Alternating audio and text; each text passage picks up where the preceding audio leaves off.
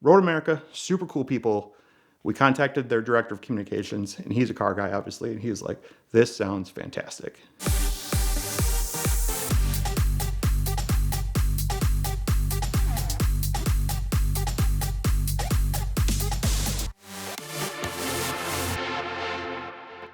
So there are a lot of things that make a job good, make a job worthwhile to work for, and obviously, salary is important, and benefits and perks and all that kind of stuff, special parking. I think one of the most important things is you go to work and you have a lot of fun. And working for Aaron's company, I have a lot of fun. We are a manufacturing company up in northern Wisconsin. We make Gravely lawnmowers. If you're down south, I'm sure you've heard of Gravely. We make Aaron's brand lawnmowers. But if you're in the north, what we are known for is snow. We are the king of snow. We've been making snowblowers since 1960, and we make all sorts of crazy snowblowers. One of the coolest snowblowers we make, though, is designed for commercial use. It's called our Mammoth 850, and it's this giant tractor machine. You stand on the back. It has a bunch of different attachments that go on the front. It has snow blowers. It has plow blades, broom, all sorts of stuff. And as a car guy, as a gearhead, one thing I love about it is this giant Kawasaki engine. It has almost 30 horsepower. So this thing goes really fast. It's really fast for snowblowers. You can go 8 miles an hour on this thing while you're standing on the back. And it's designed for doing parking lots and sidewalks mostly. But it's a cool machine. And so when we developed this machine, we said, all right, it's going to have all this power and everything. It's going to go quickly. It was going to be the fastest machine in the segment when we developed it. Now, a competitor came out and tried to tie us, but we say, it handles so much better. It's so much more planted. It's a great machine. How do we tell this story? How do we tell this marketing story? And I'm in marketing, so that's I put my marketing hat on, and how do I explain this to the customer? And we had done videos on this, and we had done presentations about it's great at moving snow, and show going through 3-4 foot drifts of snow and shooting snow 60, 80 feet away and all that. But how do you demonstrate this is one of the fastest machines on the market and it handles really well, which is important. And one of the cool things about Aaron's company is we have a partnership with Road America. Now, Road America is a road style racetrack in northern Wisconsin. It's 4.048 miles, just over 4 miles. It was one of the early purpose-built road racetracks. Back in the 40s and 50s, a lot of that road racing stuff took place on the streets of towns, and Elkhart Lake was no different.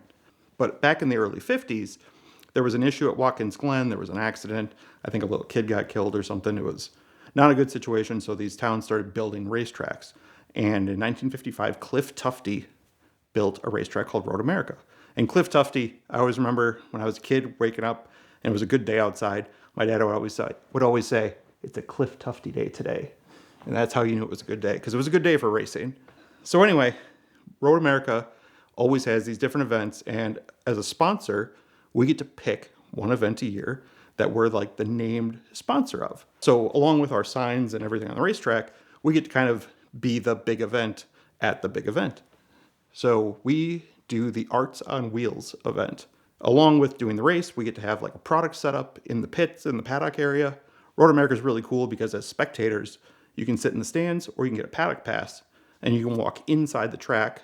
You can go through the paddock, see the race cars, walk to different areas of the track, whatever. So we have a product display in the paddock area.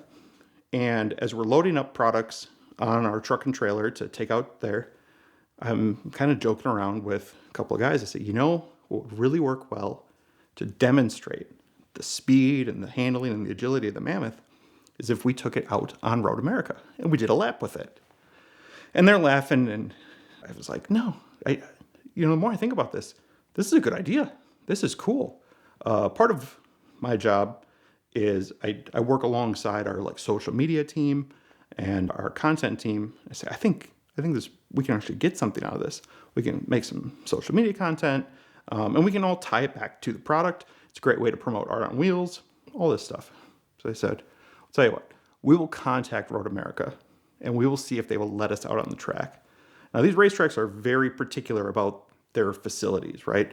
They had just repaved the track that spring, so it was a brand new track, brand new pavement.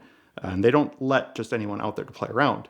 And the idea of bringing this giant tractor out there with this plow blade on the front, they don't want us scratching it up. But Road America, super cool people. We contacted their director of communications, and he's a car guy, obviously, and he was like, this sounds fantastic. So we go out, I think it was like the Wednesday before the event, and we're dropping off all the other equipment, and we pull out a Mammoth. It was really cool. Got to do an interview with the director of communications at Road America. Talks about the track. We talked about the Mammoth. And at the end of the interview, it was all set up, of course. I said, what kind of time do you think Mammoth would do out on the track? And I said, well, I don't know.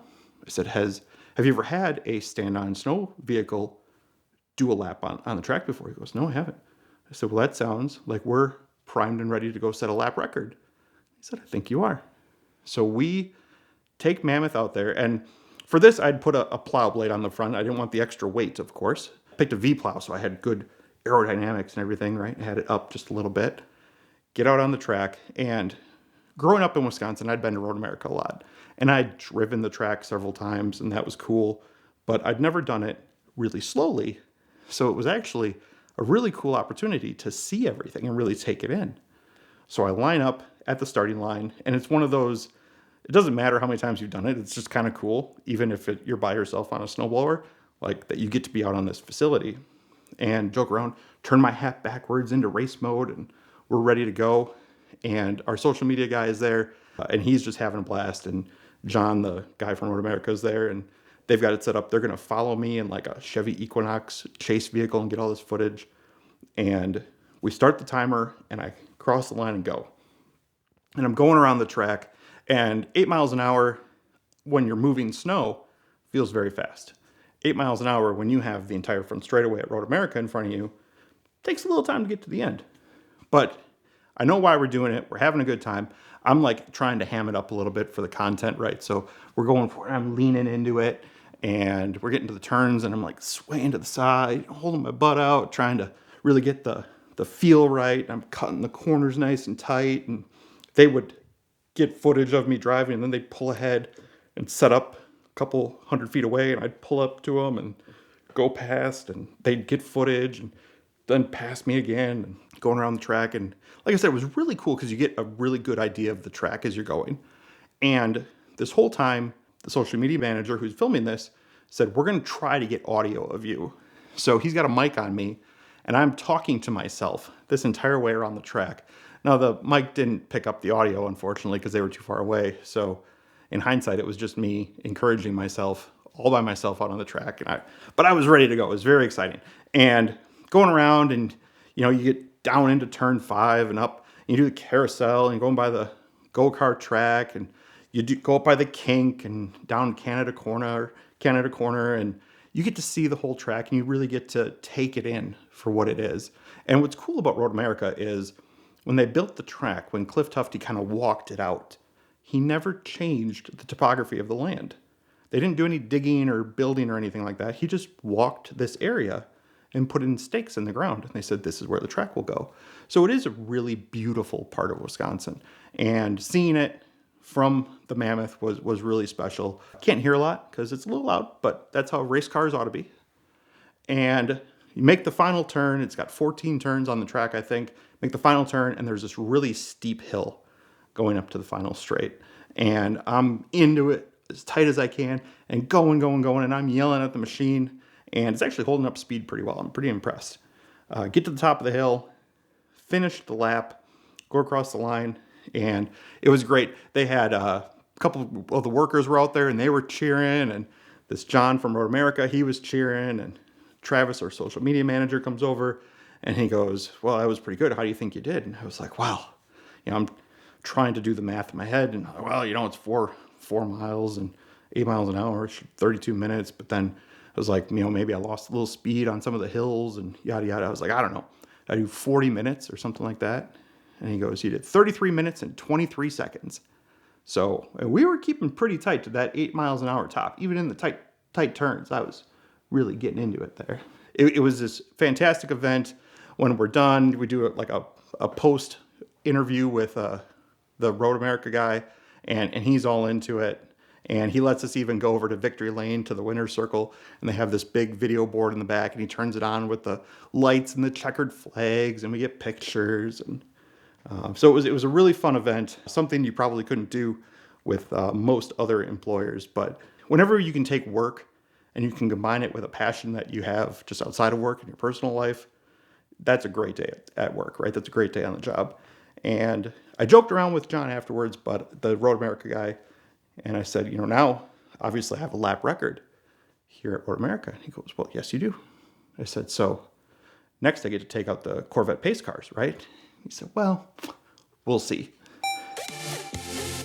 I'm super pumped to announce that in 2024, VINwiki is partnering with Bridgestone. So throughout the year, you're going to hear some great stories from their business, some awesome tire testing and things like that we're going to do. I've had a lot of Bridgestone and Firestone products over the years and loved them all. I know that you will too, but I want you to check out their Potenza line of tires for sports cars, supercars, and hypercars. Whatever your needs, whether it's ultimate track performance, road performance, or all-season performance, there is a Potenza tire for you. So check them out at the link in the description below and let us know what you think.